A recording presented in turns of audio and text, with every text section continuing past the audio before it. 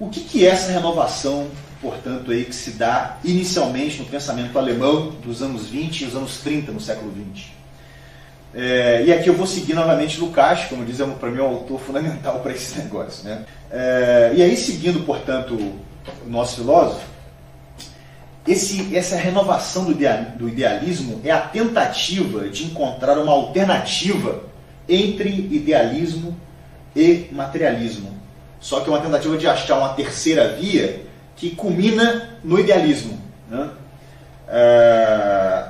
Uma vez que, em suma, não existe um meio termo entre idealismo e materialismo. Esse meio termo não existe, né? Não existe.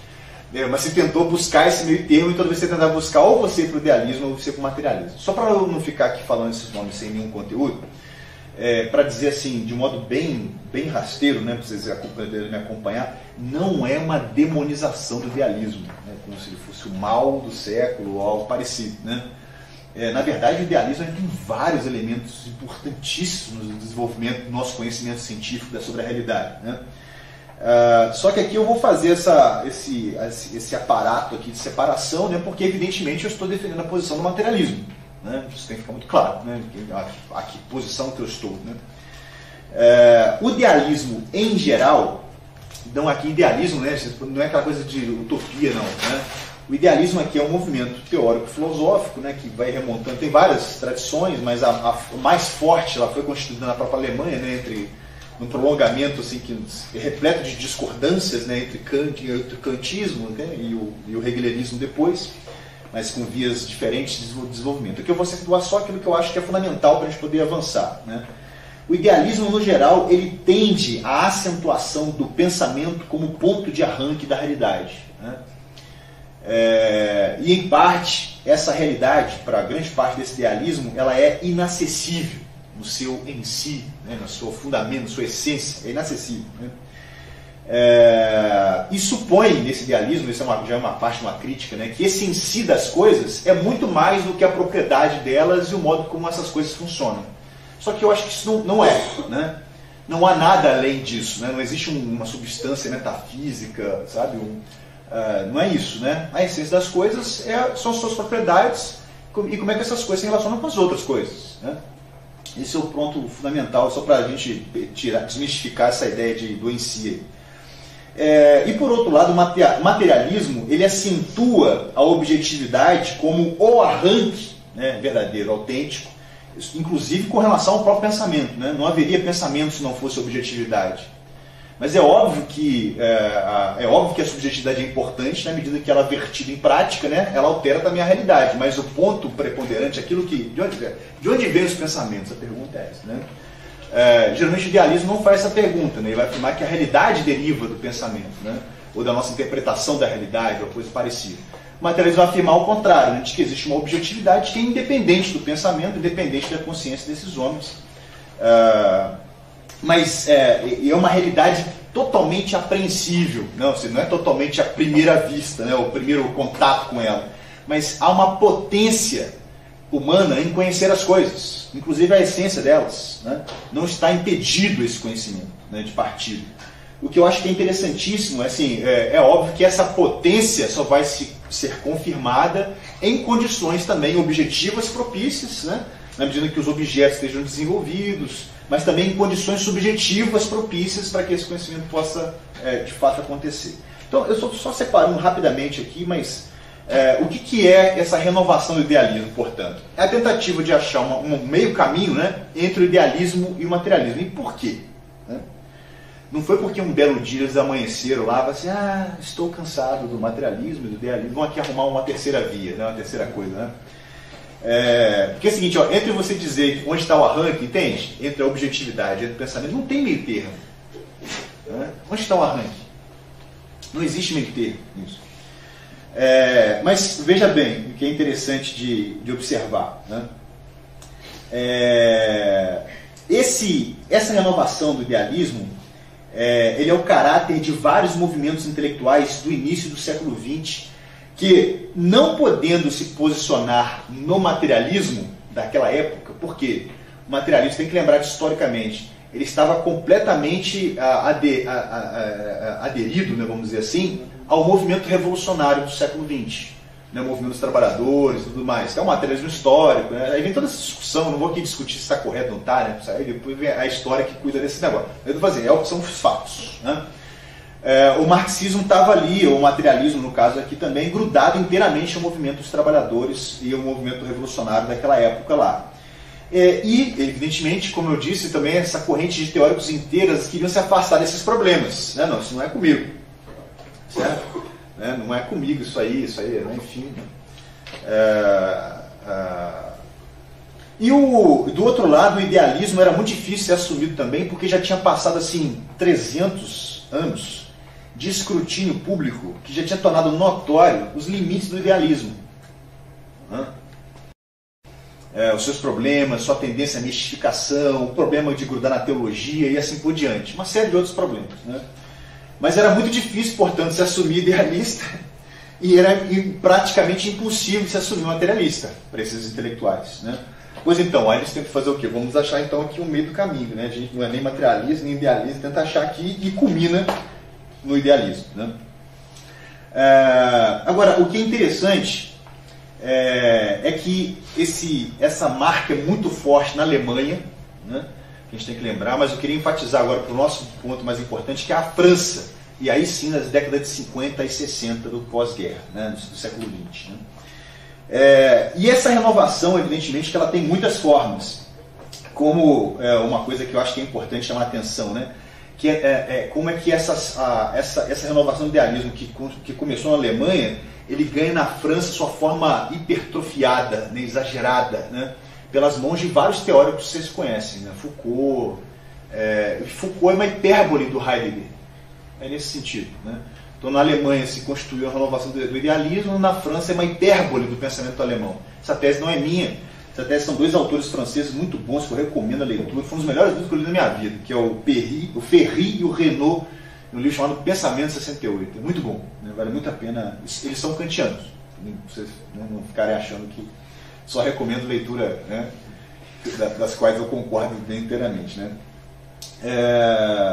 Mas esse movimento, portanto, que se dá na França nos anos 60, foi profundamente importante para influenciar o movimento estudantil, né, da época, e a intelectualidade dessa época também, com muitos efeitos, inclusive no próprio Brasil. Né? Só que assim, há problemas nisso, dessa renovação do idealismo. Né?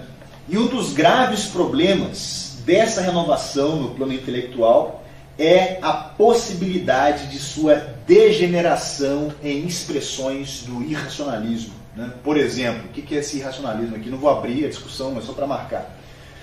O que são expressões desse irracionalismo? Coisas que vocês conhecem muito bem, né? E aparentemente parecem muito críticos, assim, contestador, né? Por exemplo, como a ideia do perspectivismo. Como aparentemente é crítico, né? Você diz assim, não existem verdades absolutas, né? Tudo depende da perspectiva, né? Né, assim, a gente, para eu estar certo, você não precisa estar errado, né? Todos nós aqui podemos, enfim, né? Essas coisas que a gente está acostumado já a ouvir, isso soa como crítico, né? Indolente, rebelde, né? Não existem verdade, soa como rebelde. Isso é chamado perspectivismo, né? Claro que eu estou simplificando aqui, isso na ciência, mas ganha um pouco esses contornos. De modo contemporâneo, por exemplo, o perspectivismo aparece muito nas ideias mais contemporâneas, por exemplo, de lugar de fala, etc.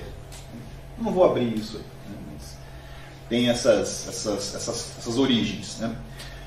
O perspectivismo é uma expressão do irracionalismo. Uma outra expressão que eu acho interessantíssima é a recusa da autonomia, da objetividade. Né? No irracionalismo ele duvida de que haja uma lógica objetiva das coisas. Por quê? Porque as coisas, na verdade, né, que a gente chama de coisa, o movimento da realidade social, elas são objetos de discurso. O que molda essas coisas são os discursos em disputa. Né? Ou seja, não existe necessariamente uma lógica intrínseca dessas coisas, mas apenas lutas de narrativas. Uma linguagem contemporânea, né? Então não existe verdade, existem narrativas. Né? Digamos assim. Então ele é uma recusa de que a objetividade tem uma autonomia, tem uma lógica própria, inclusive passível de ser capturada. Né? O racionalismo nega essa possibilidade, ele recua, melhor dizendo, não é que ele nega, mas ele recua diante desses problemas. Né? Há no irracionalismo também a crítica da técnica em si, que é outro elemento que eu acho que é importante de chamar a atenção, né? Isso está muito presente no pensamento alemão e francês, né? A crítica à técnica. Então, assim, qual é o problema da humanidade? É a tecnologia que vai nos dominar, que nos domina, a tecnologia, né? Então a técnica é que é o problema. E quando na verdade, né, falta aí exatamente o ponto principal de que não é a técnica, mas são as relações sociais no interior das quais a técnica se desenvolve e cumpre uma função. Então os problemas são as relações sociais e não a técnica. Então também é um traço do irracionalismo. Enfim, existem vários outros aspectos decisivamente caracterizadores dessa tendência ideo-irracionalista. Mas eu vou ficar só com essas aqui porque vão me ajudar agora a iluminar algumas questões que eu acho que são importantes, né? Eu queria sublinhar que que a gente note, né, de um modo muito enfático, que existe uma intransigência, né, indolência dessas expressões ideo-irracionalistas, e elas motivaram muitos intelectuais do mundo afora, né? Mas é interessante, mas há nelas traços de verdade. Isso aqui é importante, né, de dizer, né? Elas não são falsidades absurdas, né? É óbvio que há expressões desse irracionalismo que são reacionários, mas eu não vou falar desses porque não dá para discutir com essa gente, né, com esse tipo de posição. Então eu vou falar só com aqueles que conseguem, não estão propondo a gente voltar para o feudalismo, né? Enfim, né? Vocês entenderam, né? Há neles traços de verdade, ainda que quase sempre postos no plano mais abstrato. Por exemplo, nos anos 60 é muito forte isso. A luta contra o sistema, né? A luta, o antissistema. O que é isso, né? A luta antissistema. O que é sistema? O que é isso, né? Mas até hoje a gente ouve isso, né? A luta antipoder também, né? Não, a luta antipoder, então ninguém sabe dizer muito bem o que é essa questão do poder, do sistema, o que é isso, né? E coisas desse tipo, né? Mas, assim, sobre esses traços de verdade, mas assim, existem traços de verdade de fato, né? Basta, como exemplo, um aspecto muito comum quando se apreende as relações de poder, né, conforme esses autores todos gostam muito, particularmente naquele conceito muito famoso de dominação, que aparece amplamente nas considerações de uma miríade de movimentos intelectuais, né, entre, por exemplo, frankfurtianos, marxistas, pós-estruturalistas, né? Então essa palavra dominação, né, como para expressar uma realidade, né, objetivo, né? E aqui, evidentemente, estou falando aqui de um campo agora mais crítico, né, que é onde aparece isso. Só que é um traço de verdade da existência, de fato, a dominação na vida social. Não é? Existe dominação.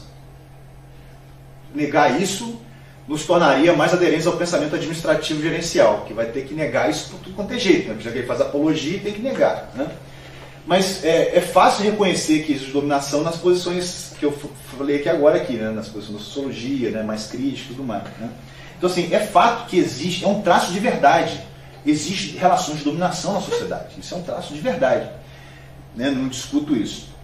Mas se nós considerarmos como tal, por exemplo, né, dominação para o Nietzsche, que é o autor principal dos movimentos irracionalistas, e para o próprio Max Weber, que era um leitor do Nietzsche, né, nós veremos que dominação, e esse ponto é interessantíssimo, né, ela é idêntica à social. Então, onde quer que haja sociedade, onde quer que haja pessoas vivendo, vai haver necessariamente dominação. Dominação é a essência do social. Né? Só que aí vem exatamente o grande problema, assim, isso é falso, né? Isso é falso porque você está introduzindo naquilo que seria universal traços particulares que conhecemos de fato. Então, agora existe dominação, mas dominação não existiu para todo o passado e para todo o futuro, né? Isso é uma falsidade. Agora, isso que eu acho que é interessante, né? Esse tipo de traço de verdade, somada a essa indolência, né, que eu estava chamando a atenção, né, essa rebeldia, né, cujo alvo é, via de regra, abstrato, ele assedia a intelectualidade dos intelectuais, né? Ele assedia, porque é charmoso. Entende? Olha como é que é charmoso esse negócio também, assim, isso é uma expressão mais contemporânea, né? Não, precisamos nos enclausurar na nossa subjetividade, porque é mudando a gente por dentro que a gente vai mudar a realidade. Isso tem tudo quanto é canto hoje, né? inclusive ganha áreas de espiritualismo, né? Isso é falso. Se enclausurar dentro de si é loucura, cara. É a loucura, né? Tornada filosofia, né? Enfim, então tem umas coisas assim que são interessantes. Ela assedia a intelectualidade e aparece para essa intelectualidade como a expressão mais acabada de uma autêntica crítica social. Mas não é. Então, quando o Nietzsche está dizendo o seguinte, olha, que toda sociedade há dominação, isso parece uma crítica social, mas não é. Ele está dizendo que não tem mais nada para a gente fazer, porque qualquer coisa que a gente transforme em realidade, nós estamos perdidos, vamos estar sempre em relações de dominação. Então, para que a gente vai transformar? Vamos ficar do jeito que está, que é mais legal. Assim? Então, você entende? Isso soa como crítica social, mas não é. É até conservador, se você observar de certo ponto de vista, né? Mas enfim, aliás, foi por meios muito aproximados que se convenceram inúmeros autores de que Weber é complementar a Marx, por exemplo, né? Inclusive nos estudos mais isso é muito forte. O que efetivamente dissolve o materialismo no idealismo renovado, né? Esse tipo de ecletismo é um dos traços também marcantes dessa renovação do idealismo dos anos 60, que vai ter marcas no Brasil muito forte.